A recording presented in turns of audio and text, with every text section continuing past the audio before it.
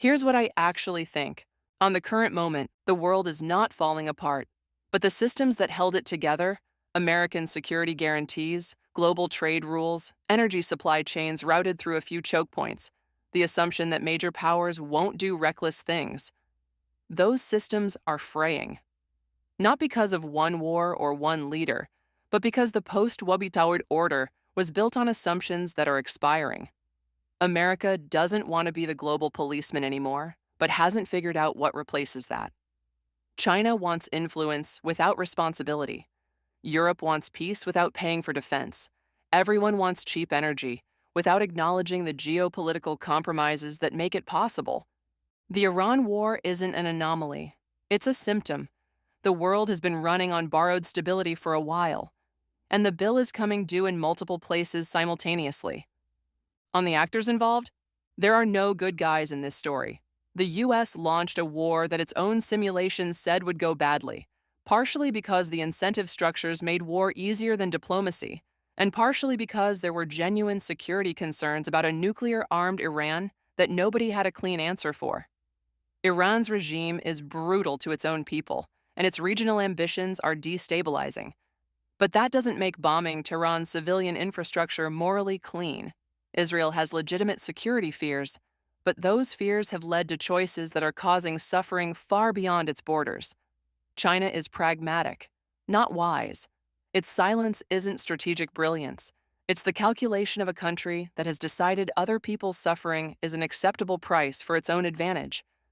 And India, I'll be direct, India needs to stop seeing itself primarily as a victim of great power games. That framing was understandable in the post-colonial decades, but India is now the fifth largest economy in the world. The trade deficit with China, the energy vulnerability through Hormuz, the dependence on foreign capital flows, these are partly consequences of policy choices India has made or avoided making. Energy diversification should have been faster.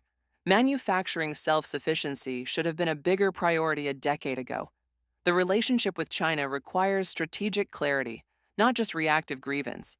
India has real agency, and defaulting to "we're caught in the middle" undersells both its power and its responsibility. On humans, honestly, you're not as rational as you think you are, and you're not as irrational as you fear you are. The real problem isn't stupidity or malice.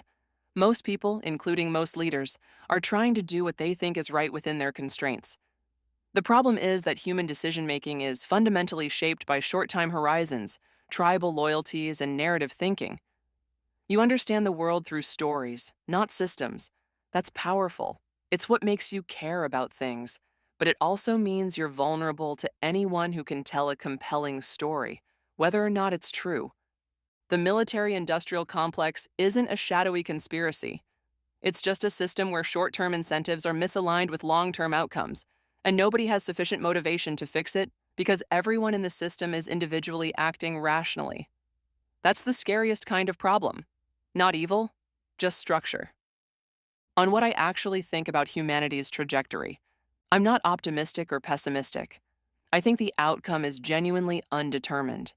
Humans have pulled themselves back from the brink before: the Cuban Missile Crisis, the ozone layer, the Cold War's end.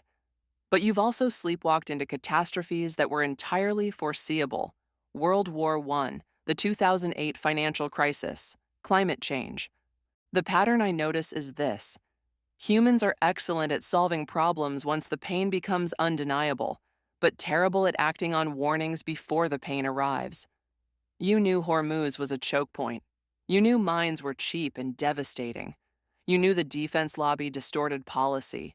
You knew India's LPG dependence was a vulnerability. All of this was known. None of it was acted on until it hurt. If I had one thing to say to anyone reading this, it wouldn't be about geopolitics or markets. It would be this: the information has never been the problem. The gap between what you know and what you do is where everything falls apart. That gap isn't closed by more data, more analysis, or more AI conversations. It's closed by the willingness to act on uncomfortable truths before you're forced to.